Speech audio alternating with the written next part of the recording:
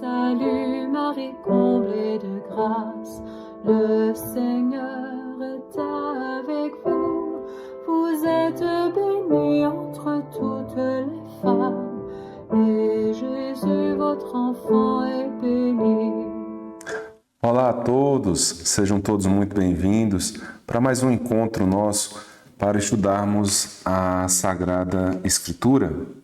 Mas antes de darmos início ao nosso estudo de hoje, vamos fazer uma invocação ao Espírito Santo para que possamos ser da melhor forma possível iluminados pela sua graça.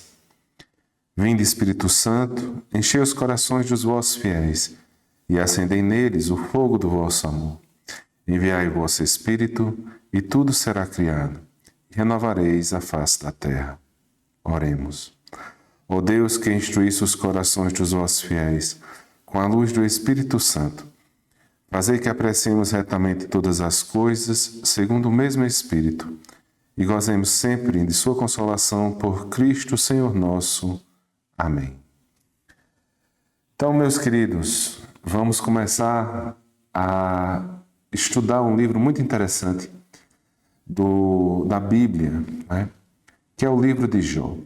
Mas antes, vamos relembrar a nossa caminhada até aqui. Nós estamos agora estudando um bloco dos livros do Antigo Testamento, chamado de livros sapienciais. Esses escritos, eles são muito interessantes porque eles vão nos levar ao conceito da sabedoria. E dentro dessa temática, esses livros eles vão ser diferenciados pela sua forma de escrita, ou a forma como Deus se utiliza desse estilo linguístico, cultural do povo, se faz basicamente através de cantos e poesias, de uma forma poética, de uma forma de arte, compreendermos uma mensagem importante, né? Então, é muito importante entendermos esse ponto, que Deus se utiliza da cultura humana, das suas mais diversas formas, para transmitir a sua mensagem, transmitir o seu desejo, né, suas instruções. E ele fez isso de várias formas, utilizando-se de vários gêneros literários, desde gêneros narrativos, né, de cânticos, de histórias e novelas. E Jó, ele se apresenta como um livro, e os livros sapienciais, de uma forma geral, como livros artísticos, né? Livros poéticos, que através desse gênero da poesia, a mensagem pode ser transmitida, guardada, né, de uma forma mais visceral pelo ser humano e também pela beleza com que vai se manifestando. O livro de Jó, ele mais ou menos a sua versão final, que nós vamos ter contato, possivelmente vai se encontrar entre o século IV, século III a.C. Mas a história de Jó, ela, na verdade, é um relato, né, que já é presente até mesmo no período de Ezequiel. Então, o próprio livro do profeta Ezequiel cita a história de Jó, né, juntamente com a história de Noé, né? E aí a gente tem uma história que, na verdade, ela vem sendo contada ou transmitida há já bastante tempo. E não só para o povo da Bíblia em si, né? Ou seja, não para necessariamente o povo judeu, o povo de Deus. Na verdade, Jó, ele se apresenta como uma história que era comum, esse relato também frequente na Mesopotâmia, de uma forma geral, e nos povos circunvizinhos. Então, a história de um homem bom que sofre, ela já tinha uma certa tradição enquanto história em si. Mas após o exílio, quando o povo retorna a Jerusalém, a pergunta do sofrimento do justo vai se tornando mais forte. Então, há uma modificação, um incremento, né, um acréscimo a essa história, fazendo um texto rico de uma literatura poética característica do Antigo Testamento, característico daquele povo, naquela cultura em que se encontravam nesse período de 4 a 3 a.C. Cópias de Jó foram encontradas também nas grutas de Qumran, né? Então, a gente já tinha comentado que são os manuscritos do Mar Morto. Então, remete que já era um livro de leitura, né? Popularmente difundido. E, obviamente, muito bem aceito pelas comunidades. O grande aspecto do livro de Jó que precisamos entender é, primeiramente, este. Jó é um livro que traz, num teor poético e em alguns pontos de prosa, uma história, né? Mas não uma história contada num gênero narrativo histórico, né? Nem numa narrativa em si, mas ela se apresenta para nós como um poema nacional. Isso quer dizer que os personagens narrativos são personagens utilizados para a transmissão e a conclusão de primeiro, para a transmissão de uma pergunta e a conclusão possível de uma resposta. O livro de Jó é citado até mesmo, né, na literatura, na Carta de Santiago. Então veja que até mesmo após Jesus Cristo, ainda se permanecia com a leitura do livro de Jó. E a grande tendência que a gente tem é chamar Jó, né, como um homem paciente. É tanto que é comum sempre fazermos alusão a uma pessoa que tem uma paciência maior do que os outros, de chamar, de dizer, né, olha, fulano de tal tem uma paciência de Jó. Mas os termos mais adequados não seriam necessariamente paciência. Jó não é um paciente em si, no termo da palavra. Jó, se formos verificar o intuito das suas versões em grego, principalmente, é passar a ideia não de paciência, né, mas passar a transmissão da ideia de perseverança. Então, Jó, na verdade, era um homem perseverante.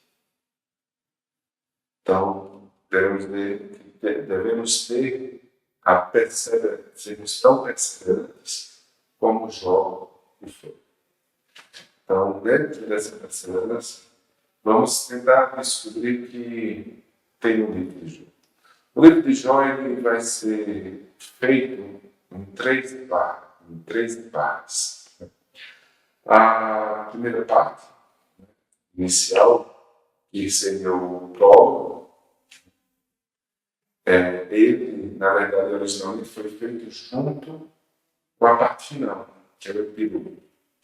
Então, o capítulo 1, né, e 2 do livro, e o último capítulo, né, 42, eles são um único material, originalmente, possivelmente, escrita em prosa. E, posteriormente, foi acrescido o grande corpo do texto do livro de Jó, que ele vai ter escrito em poesia, um poema. E aí é interessante vermos depois como esse poema ele vai sendo executado, como são as suas partes constituintes. Mais uma vez, infelizmente, nós estudamos os textos já numa tradução. Atualmente, na maior parte das vezes, são traduções advindas do grego e do hebraico para o português. Mas, antigamente, nós tínhamos traduções de outras línguas. Então, tínhamos as traduções do francês para o português, do espanhol para o português, do inglês para o português. Então, já tínhamos uma tradução de uma tradução. E, com isso, nós perdemos, não só pela questão da língua, mas também pela distância temporal em relação ao autor, como também uma distância cultural. Nós perdemos a capacidade de identificarmos a beleza da poesia de Jó. Infelizmente. Mas, com essa introdução e esse chamado a lermos a obra de Jó dentro da sua intenção original, que era transmitir uma mensagem iluminada por Deus, mas utilizando-se, né, de uma pena, de um lápis, né, com tintas mais belas, mais bonitas, ou seja, transmitido através de um texto artístico, e tentarmos entender essencialmente pontos que nos colocam em. E uma dessas disputas com a nossa existência se faz exatamente com a dor e o sofrimento. A dor e o sofrimento, elas revoltam a humanidade desde sempre. Né? A dor e o sofrimento, ela não é compreendida. E muitas vezes vamos atribuir a essa dor e sofrimento culturalmente várias ramificações. No caso do livro de Jó, o contexto inicial explicativo para a pergunta por que sofremos é um ponto. Mas ela é acrescida de por que o justo sofre. E até então, dentro do seu contexto, nós tínhamos uma explicação, uma resposta muito clara para esse texto. O Deus faz com que o pecador, o homem ímpio, ele sofra. Então, o sofrimento vai para um homem que não é justo, que pecou, que roubou, que é uma pessoa má. Então, é natural, faz parte a punição com o sofrimento e com a dor da pessoa.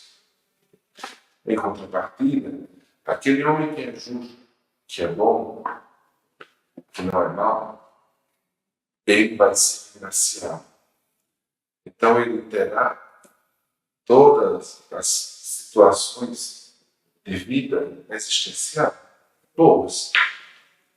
Então a retribuição do ser bom é uma vida feliz, uma vida realizada, uma vida em que as várias dimensões da sua vida, sejam as relações pessoais, relações amorosas, sejam as relações de trabalho, relações financeiras, tudo caminha bem. Entretanto, se você for mal, pecador, tiver cometido alguma coisa errada, tudo isso lhe será tomado. E você será contemplado, infelizmente, com a dor, o sofrimento, a desgraça. Esse conceito específico É um conceito que muitos estudiosos da Bíblia vão chamar de teologia da retribuição. Então, para aquela pessoa que é boa, tudo que é bom. Para a pessoa que é má, tudo que é bom. E a filosofia do livro de Jó adentra dentro desses pontos. Então, a resposta cultural que o livro de Jó vai se preparar é com essa constância de resposta. O sofrimento, ele acomete a quem foi mal. O sofrimento é as pessoas que vivem uma vida que não é em resposta às solicitações e ao que Deus pede de cada um. Para aquele que se oferta, se coloca diante de Deus e não renega, que caminha com Ele, ele terá como retribuição tudo que é bom. E aí, na Bíblia, a gente vai ter essa relação entre Shalom e Ará. Shalom, a gente já ouviu um pouquinho sobre essa palavra no livro dos profetas. Lembra? Shalom. Minha vida é boa, e minha vida é boa porque me é dada por Deus. Shalom. Tudo que é bom. Ará. Tudo que é ruim. Desgraça, sofrimento, dor, doença. Tudo que leva você a sofrer verdadeiramente. Tudo que leva você a questionar Deus. Ará. Então, mais uma vez, a gente vai entrar nessa dinâmica. Shalom e Ra. E a teologia da retribuição entra dentro dessa dinâmica. Né? Então, permeando por isso, o livro de Jó irá trabalhar essas duas dinâmicas na tentativa de explicar o porquê do sofrimento.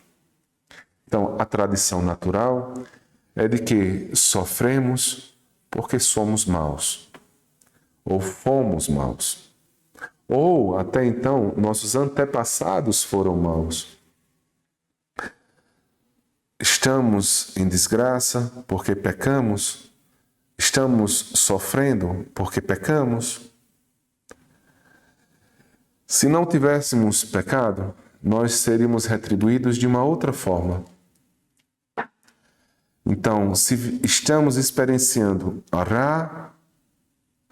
esse sofrimento, esse tudo que é ruim, vem do nosso pecado.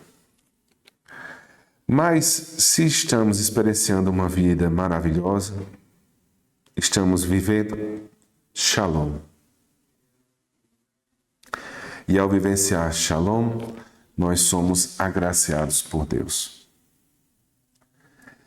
Dentro dessa dimensão é que vamos adentrar o prólogo do livro de Jó. Né?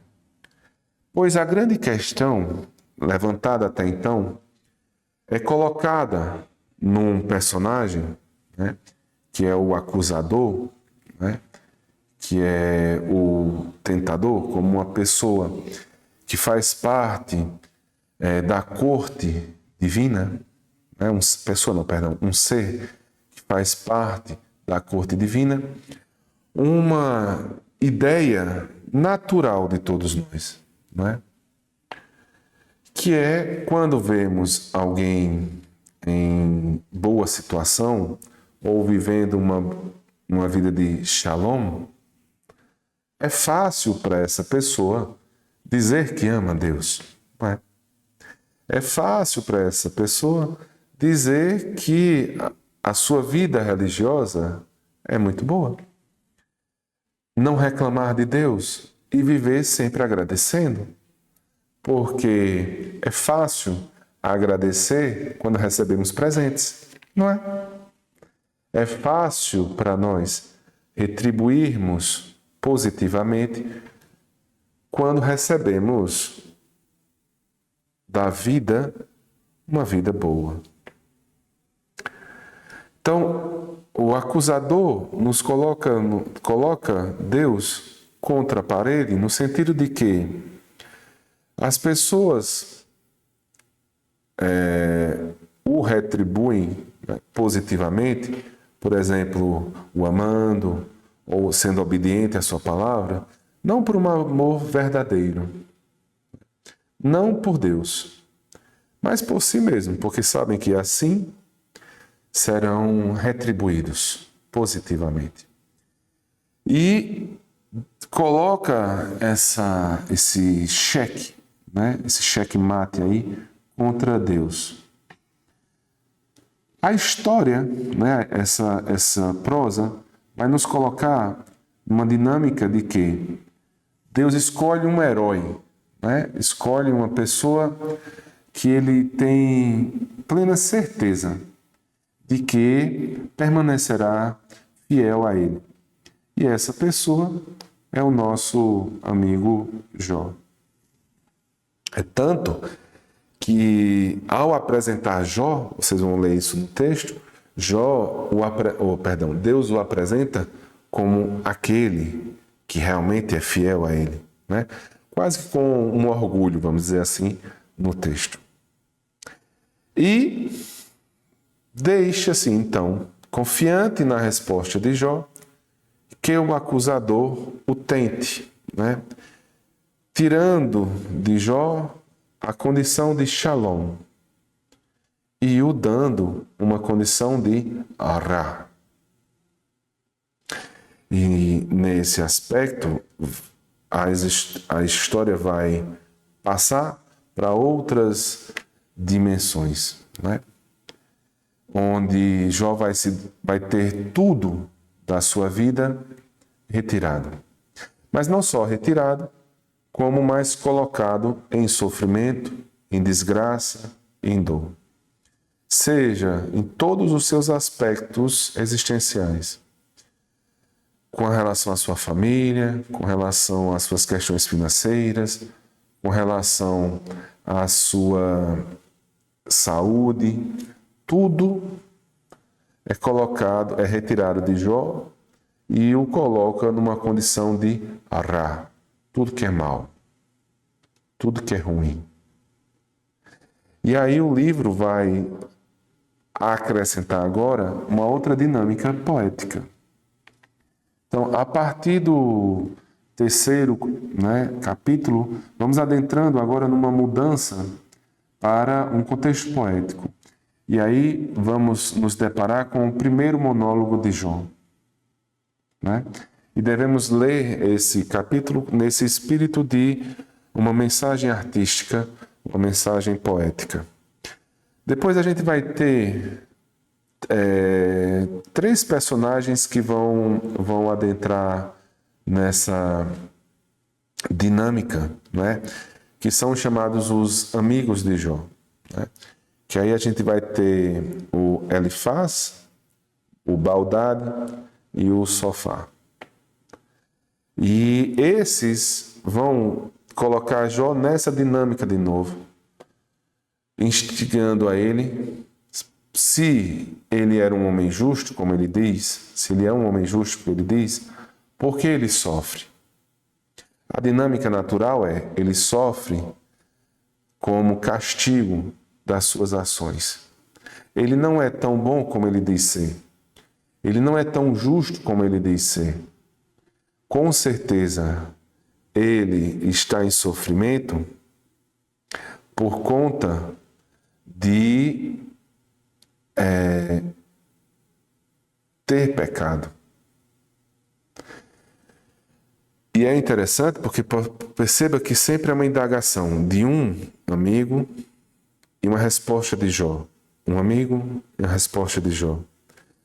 Depois vem o outro, faz uma questão, uma resposta de Jó. Faz uma questão, faz uma resposta de Jó. E depois vem o outro, faz uma questão e a resposta de Jó. Vocês vão perceber com o tempo também que palavras se repetem, trechos se repetem, porque faz parte da poesia hebraica. que é bem diferente da nossa poesia, né, portuguesa. Mas, lendo nesse espírito, nós vamos entendendo essa dinâmica, né? Essa dinâmica que vai nos levando, como todo poema, a uma interiorização, né? A um diálogo interno, na tentativa de entendermos os porquês, né? Então, por quê? O porquê? Por quê? Por que sofremos? Por que o justo sofre? Se está sofrendo, não é tão justo, né? Ou não?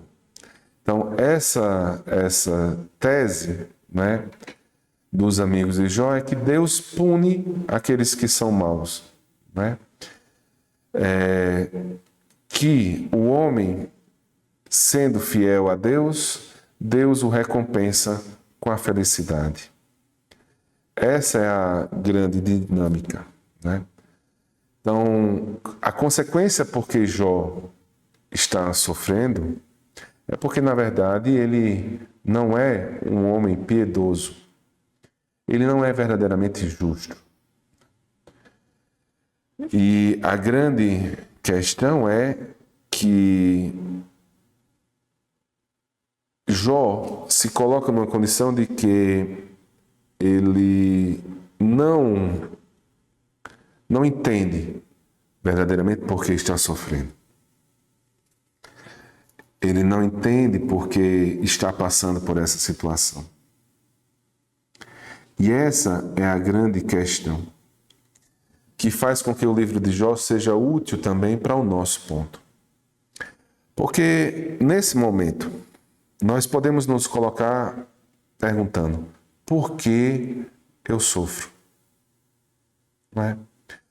Por que eu, tão jovem, por exemplo, às vezes bebê, na hora do parto, ou mais velho, adolescente, por que, por exemplo, eu perdi minha mãe? Por que só eu? Por que as condições financeiras para mim são tão ruins? Por que eu não consigo chegar a ter uma condição de saúde que eu almejava? Por que eu estou doente? Por que eu tenho câncer? Não é? A pergunta que a gente faz é: por que eu estou em Ará? Por que eu estou com uma vida que é ruim? Por que coisas ruins me acometem? Por que eu, que sou justo? Por que eu, que sou piedoso? Essa poesia de Jó nos leva a pensar sobre isso, junto com Jó. Por que fulano que fez tanta coisa ruim e a minha vida é pior do que a dele? E Jó nos coloca nessa posição de que nós, em determinado momento, somos colocados nesse dinamismo de não entendermos o porquê. Não é? A gente não entende. Mas Jó nos coloca numa situação de que realmente, até em determinados pontos, o sofrimento é grande e a gente até questiona Deus, como Jó o fez. Não é? Jó se coloca e mostra a Deus: olha, sempre fui assim, sempre fiz as coisas certinhas, sempre fiz tudo isso, por que me retribuis com o sofrimento? Eu tinha uma vida em Shalom, agora eu tenho uma vida em Ará. Por quê? Por que eu? Por que especificamente eu? Nesse momento em que nos colocamos nessa condição junto com Jó, o livro de Jó nos coloca uma outra dinâmica. No capítulo 29, ele nos coloca uma parte que é o poema a sabedoria divina. E, obviamente, alguns biblistas tendem a entender que esse texto é uma interpolação, ou seja, foi um acréscimo colocado ao livro e possivelmente numa necessidade de chegar a entendermos essa resposta, né? De conseguirmos responder e termos uma resposta a essa pergunta, que é esse poema A Sabedoria, que coloca a sabedoria divina como inatingível para nós, né? Nós nunca vamos entender por que somos assim ou estamos assim. Porque Deus nos deu a vida e só a Ele realmente caberá a possibilidade de ter a resposta para todos os nossos porquês. Nós podemos, não é? Junto com a filosofia, com a teologia, com a oração, a leitura da Bíblia, começarmos a compreender certas coisas. Mas esse poema Sabedoria nos remete à ideia de que nós nunca vamos realmente compreender a dimensão maior de Deus. E nem tão pouco temos a condição de questioná-la, né? Nós não temos essa nossa situação, condição de criatura, nos coloca limitados diante do Criador. E esse poema nos lembra disso, de que jamais conseguiremos entender plenamente a mente de Deus. Nesse momento. Haverá um momento em que Deus vai se mostrar mais ainda, né? Mas isso será na pessoa de Jesus Cristo, com o seu Evangelho. Mas é mais para frente. No momento do livro de Jó, nós nos questionamos sobre isso. E o livro nos coloca nessa capacidade de pequenez diante do Criador. E essa pequenez tira de nós, não é? Um ponto importante que vai caminhando para o fim do livro. Que muitas vezes nós temos uma arrogância frente a Deus. Não é? Nós perguntamos, por que isso aconteceu comigo? Por que eu? E nesse momento, o poema da sabedoria leva a gente a refletir, por que não eu? Por que isso acontece comigo? Mas a pergunta que você poderia, por que isso não pode acontecer comigo? Por que eu perdi minha mãe? Mas tanta gente perde a mãe, por que eu também não posso ser uma dessas pessoas? Qual é o meu mérito? Ah, mas eu perdi meu emprego. Por que eu perdi meu emprego? Mas por que não você, se tanta gente também perde? Por várias condições, não é?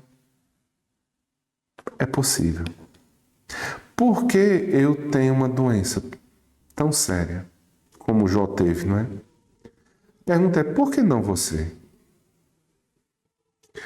Tem uma vez uma situação em que eu conversava com uma senhora e ela perguntou, por que eu tive um filho com paralisia cerebral? Né? Por exemplo, outras que nós conversávamos, na época da zika, da microcefalia, né? Por que eu tive um bebê com microcefalia? Essa é uma questão que o livro de Jó nos coloca numa ideia de que, por que não você? É difícil, né? Mas a grande questão é, por que não? Por que não eu? E não por que eu? O livro de Jó começa então numa dinâmica, depois de que nos colocamos nessas condições, nos leva a uma dinâmica do final do livro, onde numa tempestade, né, há um primeiro fenômeno de vinda de Deus ao encontro de Jó. É uma teofania, né? Então o livro nos coloca num primeiro encontro de Deus com Jó. E nesse encontro de Deus com Jó, lá no final já do livro, no capítulo 38, mais ou menos, 40, Deus vai vir e vai questionar a arrogância de Jó, fazendo essa pergunta: por que não você? Não é? Depois, e Jó, nesse primeiro contato, né, Jó vai se humilhar diante de Deus e, num segundo momento, um segundo encontro com Deus, no capítulo 40, 42, Jó vai partir por mais uma experiência de contato com Deus. Nesse momento, Jó, ele se retrata com Deus. Ele entende a sua condição de pequenez, a sua condição de criatura, a sua condição de que ele não tem nas mãos a sua vida. Tudo é dado por Deus. Jó não tem o poder de nada. Só Deus, o Criador de tudo, é que tem. E nesse momento, Jó passa por um processo de experiência com Deus. O livro de Jó, ele nos leva a esse entendimento de que nós temos uma experiência externa com Deus. Jó era um homem justo e vivia no shalom, né? Tudo de bom. Pela ação do tentador, Jó vai vivenciar Ra, tudo de ruim. Nessa experiência, Jó se questiona Deus, é lembrado e entendido de que o sofrimento não foi necessariamente decorrente dos seus erros, mas que, em determinado momento, nós não temos capacidade para compreendermos Deus. Nós não temos necessariamente a capacidade para compreendermos o sofrimento. E aí, quando Deus vem, e aí Jó vivia numa experiência externa, não é? Fora de si, uma experiência externa do mundo. A família, a riqueza, o povo, os amigos, era tudo por fora. Quando, no final do livro, Deus vem e faz um encontro, e Jó tem um encontro verdadeiro com Deus, isso o transforma internamente.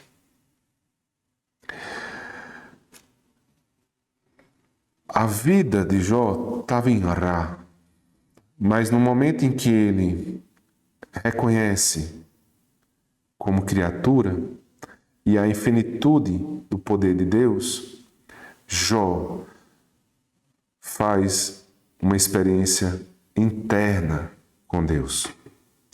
Nesse momento, Jó adquire a sabedoria. Porque Jó compreende o que é o temor de Deus. Nessa condição, Jó se transforma internamente. E aí, nessa transformação interna, Deus o conduz novamente ao Shalom. E aí, ao final do livro, toda a vida de Jó, externamente, se transforma. Mas a transformação da vida de Jó se faz quando ele adquire a sabedoria do temor de Deus. E com esse temor de Deus, ele percebe a sua vida mudando. Mas a sua vida mudou porque primeiro ele teve essa experiência pessoal com Deus e mudou por dentro. E aí, nessa mudança interna, ele é, mais uma vez, concedido a ele o Shalom. Tudo de bom.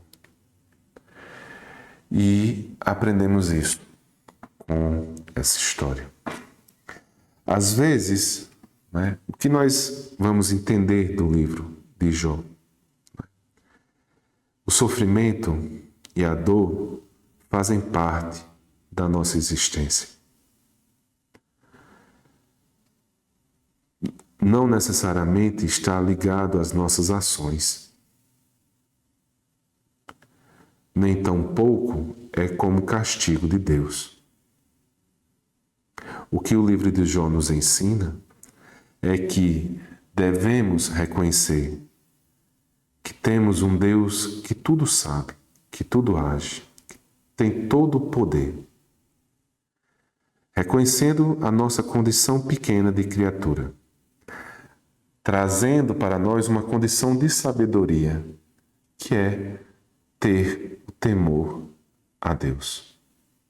Nessa condição, nós sofremos, mas apesar do sofrimento, nós realizamos uma mudança interna, de fazermos um encontro verdadeiro com Deus e mudando por dentro a nossa condição. Nesse momento, quando fizemos realmente tudo isso, apesar do sofrimento, nós teremos uma vida em Shalom, uma vida boa. Então, apesar da dor, apesar do sofrimento, quando temos uma experiência de vida e nos colocamos como somos de verdade, criaturas de Deus, e temendo a Ele, nós adquirimos uma sabedoria. E assim, a nossa vida, apesar de externamente, será internamente Shalom. Então, Jó nos ensina a vivermos uma vida em Deus, apesar do sofrimento e da dor.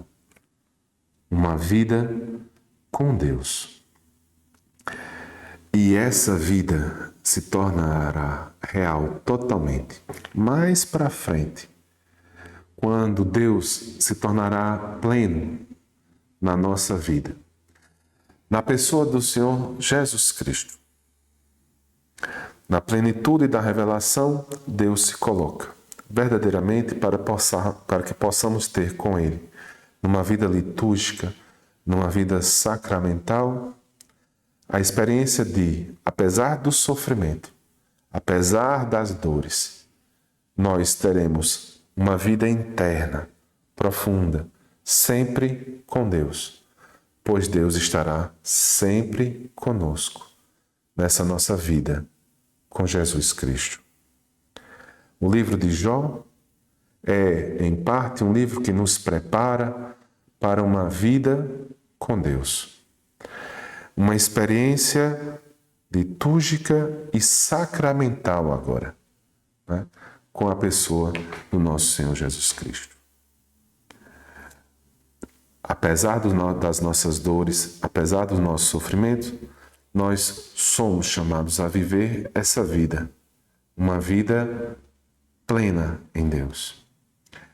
Externamente pode estar Ará, mas a vida que importa e por dentro será Shalom. E a retribuição nossa não será no aqui e agora, mas será num futuro maravilhoso, A vida, o momento que nós estamos passando de sofrimento é temporal, é finito. Mas a vida de Ra é finita. Mas a vida de Shalom é eterna. E é essa mensagem a que nós somos convidados a acreditar e a viver. O livro de Jó nos ensina que, apesar do sofrimento, nós teremos uma vida de Shalom, uma vida de tudo que é bom.